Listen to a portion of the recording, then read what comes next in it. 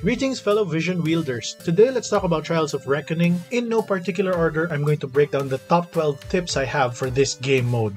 Number 1, there are no dumb ideas.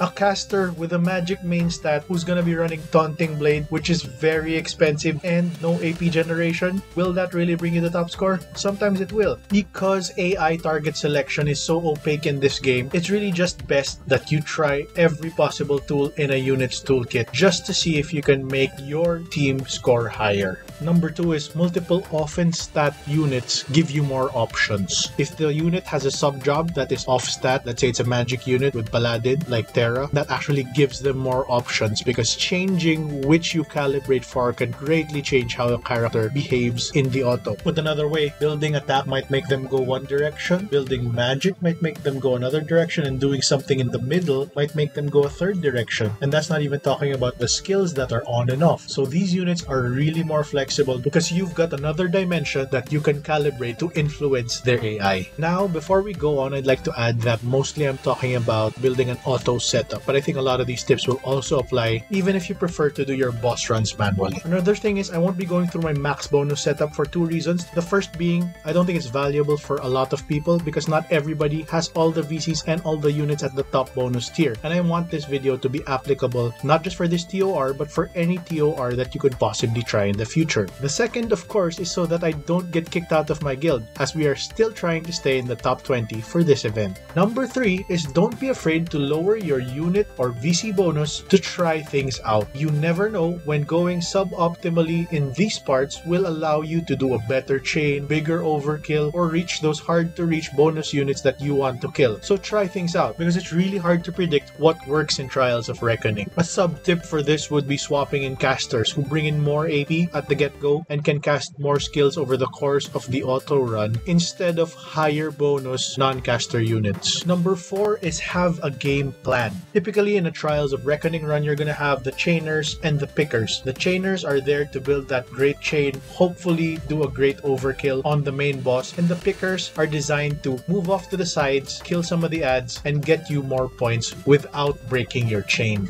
In this example setup we have on screen, the light units are obviously the chainers, and we're trying to do a light chain on Kefka, while the other 2 units are off to the sides to try and pick off the targets. And if it's possible, you have Tidus, who is a water unit, aimed at the side units that are fire for even more points. A little side tip here that's applicable to any ToR run would be that attack skills that move the unit right beside the target are really useful for pickers because it really puts them out of range to do any damage to the main boss who you're most likely trying to chain on. But that actually brings us to number 5, which is don't tunnel vision on one thing that works. Because we've seen Locke move all the way to the left here and ignore Kefka, we might think that this is the best and only way to do this. But if you can't find a way to get that score you want, it might be best to let go of some of the things you feel are working well in your setup and try new things. Somewhat related to this, at number 6 is less is more. Don't be afraid to turn off lots of skills even if you've seen the skill do good things for the current run you're doing. Just trying things out is really better than saying, okay, I've got this piece that works, I'm not gonna change it at all. Sure, you should try it 1 or 2 times, maybe even 3 times, but if it's really not increasing your score, then maybe it's time to try different skill sets. Number 7 is abuse your limit breaks. Limit breaks have the enviable position of having only 1 cast. This is great if you have a situation where a unit should do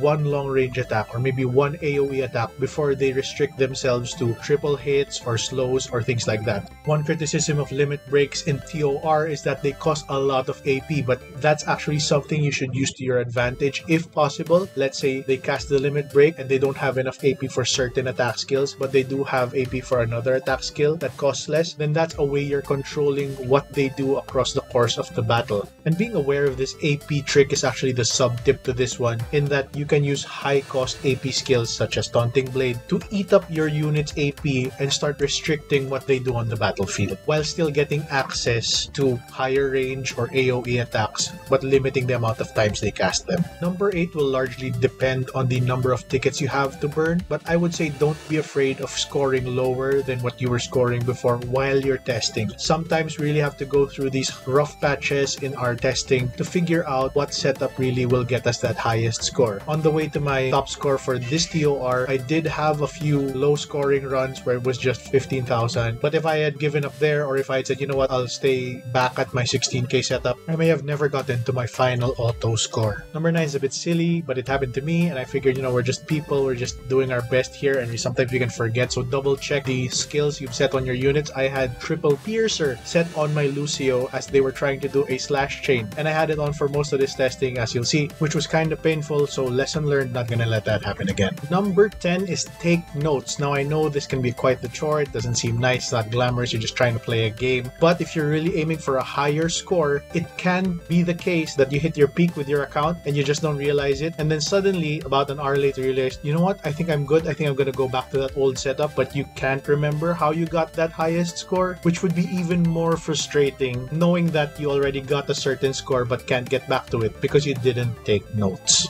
My recommendation is every time you get a new high score, take a screenshot of the setup, make sure you note down what skills are on and off, and all of that good stuff so you can go back to that setup if you think that that's your peak. And as kind of a sub-tip to this, do not repeat mistakes you've already made. For example, I already did testing where Tifa pulls Kefka to the right earlier in this run, and then later on I totally forgot about it and ended up wasting a few runs where Tifa was pulling Kefka away from the light chainers, making the run score much less. A second sub-tip to this one would also be to take note of multiple solutions you think of to the same problem. Coming off from that Tifa pulling Kefka problem, there were 3 possible solutions. The first being to put Vow of Love on somebody who was going to be down the middle to pull Kefka. Number 2 would be to have Tidus cast Taunting Blade at the expense of the light chain. And number 3, which I actually forgot to implement because I didn't write it down, would be to put Bowtie on lock to possibly have him pull the hate without losing a VC slot. Number 11 is to use the maximum firepower toggle in the auto battle. This tip comes with a warning because this drastically changes how our units behave in auto. So to avoid future frustrations, if you have a high score without this on and you turn it on, expect your score to go down. But also expect that if you can pull off an overkill with this on, your score will definitely shoot up. Last but not the least, tip number 12 is know your agi tools.